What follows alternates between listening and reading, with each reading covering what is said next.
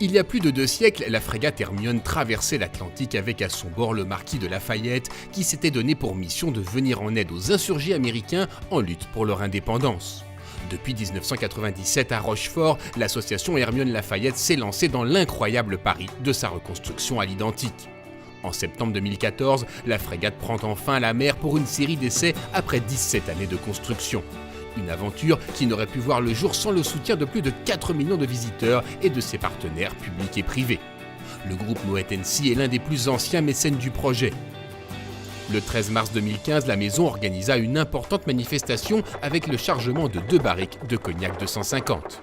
Nous, écrivains de la marine, assignés aux affaires courantes du port de Rochefort, nous apprêtons à recevoir sur le quai de La Rochelle la livraison d'un fût de 250 litres d'eau de vie de cognac en provenance de la maison Hennessy pour embarquement à bord de l'Hermione.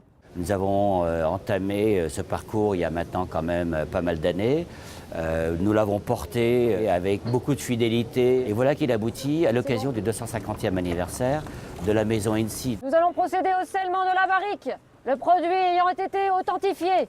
Déjà au moment du départ de Lafayette, vous savez qu'un représentant de Moet Hennessy avait identifié en 1784 le départ du marquis de Lafayette vers les États-Unis et lorsque nous avons entrepris l'œuvre de reconstruction, eh bien, Moet Hennessy s'est intéressé à ce projet au moment où pas grand monde vraiment ne croyait en ce projet.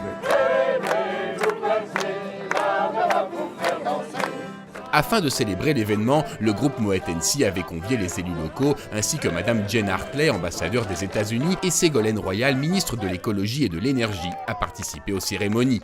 L'opération d'aujourd'hui, c'est une opération tout à fait particulière puisqu'en fait, c'est le jour tant attendu où enfin on va monter ces fûts sur l'Hermione pour qu'ils parcourent l'océan et ça nous met la pression un peu à son paroxysme, quoi. Le premier four est posé.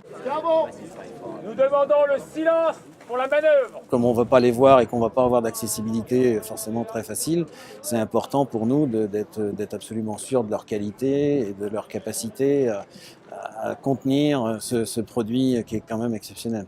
Évidemment, on les a mis dans des conditions tout à fait particulières. Vu que c'est que 2 fûts sur ce grand bateau, on a choisi l'endroit qui nous a semblé le plus adéquat, protégé des intempéries et des mouvements trop importants pour que justement l'eau de vie ne subisse pas trop d'excès.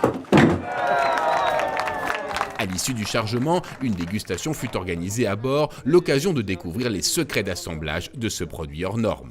Comme c'est un événement spécial, on a voulu donner un côté tout à fait particulier, un mélange en même temps de continuité avec un style affirmé, et puis quelques cognacs pour donner un côté festif. Et pour MC, bip